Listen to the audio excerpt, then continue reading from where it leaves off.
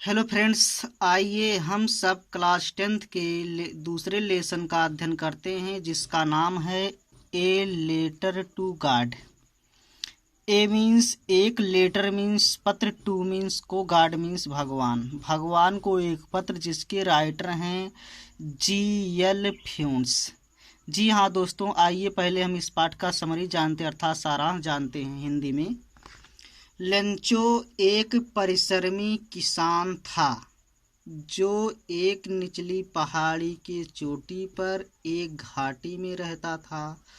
उस चोटी से नदी, व्यक्ति और पके अनाज के खेत दिख सकते थे। एक दिन वह सुबह से होकर जा रहा था और जो अपने खेतों को अच्छी तरह से जानता था, क्योंकि उसके फसलों को एक मूसलाधार बारिश या कम से कम एक बौछार की आवश्यकता थी, और वह उत्तरी पूर्वी आकाश की ओर देखा और महिला से बोला, लगता है आज हमें कुछ पानी मिलेगा। महिला जो रात का भोजन तैयार कर रही थी वह उत्तर दी, हाँ, यदि ईश्वर की इच्छा हो तब हमें पानी मिलेगा। यह भोजन का समय था कि ठीक जैसे लेंचो भविष्यवाणी की थी, थोड़ी ही देर बाद वर्षा की बड़ी बड़ी बूंदें गिरने लगी। लेंचो किसी दूसरे काम के लिए बाहर नहीं गया, बल्कि वर्षा के प्रसन्नता का अनुभव करने के लिए बाहर गया। जब वह आया और विस्मय से बोला, ये आकाश से गिर रही वर्षा की बूंदें नहीं हैं, ये नए सिक्के हैं। बड़ी बूंदें 10 सेंट के टुकड़े हैं और छोटी बूंदें 5 सेंट के टुकड़े हैं। लेकिन अचानक वर्षा के साथ साथ बड़े बड़े ओले गिरने लगे। 1 घंटा तक ओला घर पर, बगीचे में, पहाड़ी की चोटी पर, पके अनाज के खेतों में, संपूर्ण घाटी पर बरसता रहा। लेंचो का फसल संपूर्ण रूप से नष्ट हो गया।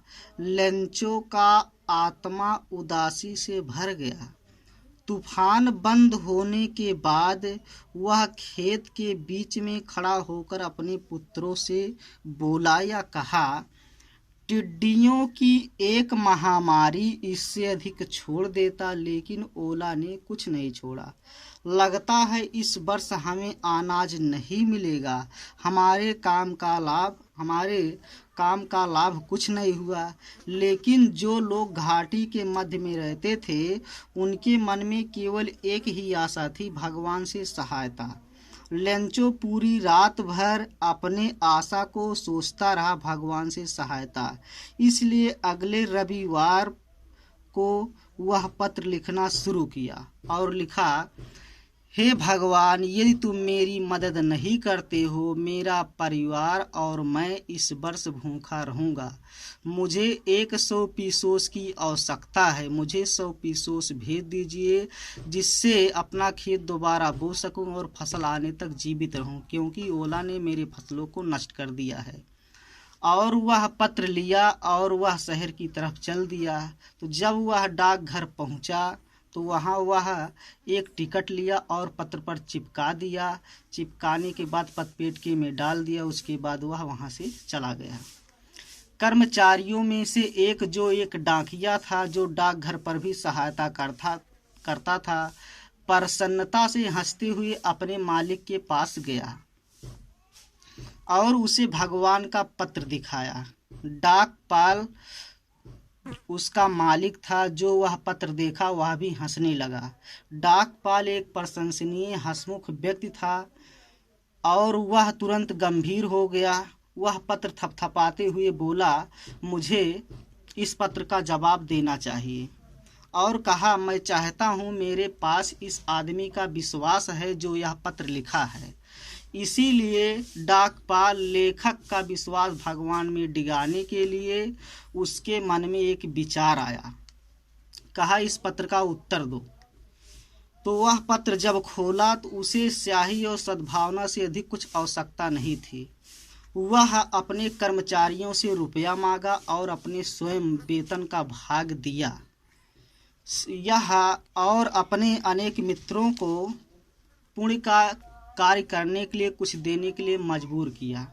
यह 100 पीसों साथ साथ इकट्ठा करना उसके लिए असंभव था, इसीलिए वह केवल थोड़ा आधा से अधिक किसान को भेजने के लिए योग्य था। वह पैसा 70 पीसों से इकट्ठा किया। इकट्ठा करने के बाद वह लिफाफे में डाल दिया। उसके बाद एक भगवान जैसा दस्तखत कर दिया। उसके बाद लेंचो के पते पर उसको भेज दिया। अगले रविवार को लेंचो पूछने के लिए थोड़ा पहले आया और पूछा यदि उसका वहाँ कोई पत्र था। तो उसको पत्र मिला। तो लेंचो जब पत्र पाया तो वह पत्र खोला तो वह रुपया पाया। रुपया देखने के बाद वह आश्चर्यचकित नहीं हुआ। तो जब वह आश्चर्यचकित नहीं हुआ, क्योंकि वह सोच रहा था मैंने 100 पीसोस मांगा है, मुझे 100 पीसोस मिला है। लेकिन जब वह रुपये गिनने लगा तो उसे 70 पीसोस मिले। तो जब 70 पीसोस मिले तो वह क्रोधित हो गया। क्रोधित होने के बाद वह तुरंत जो है खिड़की के पास गया।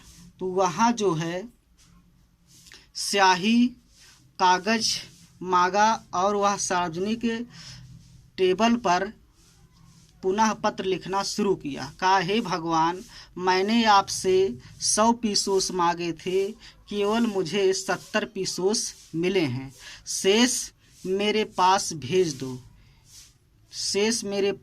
दो क्योंकि मुझे 100 पीसोस की आवश्यकता है। लेकिन इसे मेरे पास डाकघर से होकर मत भेजना, क्योंकि डाकघर के कर्मचारी क्या हैं, बेईमानों की समूह हैं। इतना लिखा। उसके बाद वह टिकट लिया। उसके पास गोंद नहीं था। वह उसके बाद वह थूक लिया। थूकने के बाद चिपका दिया पत्र। उसके बाद पत्र पेटिके में डाल दिया। उसके बाद वह पुनः चला आया। जी हाँ दोस्तों, यही इस पाठ का समरी है, अर्थात सारांश है। अगर हमारा ये वीडियो था समरी समझ में आया हो तो हमारे चैनल को सब्सक्राइब करना और बेल आइकन को दबाना। बेल आइकन के ऊपर ऑल आएगा, उसको भी दबा देना, जिससे हमारा सबसे पहले नोटिफिकेशन आपको मिल सके। और वीडियो को लाइक भी करना, अपने दोस्तों में शेयर करना। ओके, थैंक यू, धन्यवाद।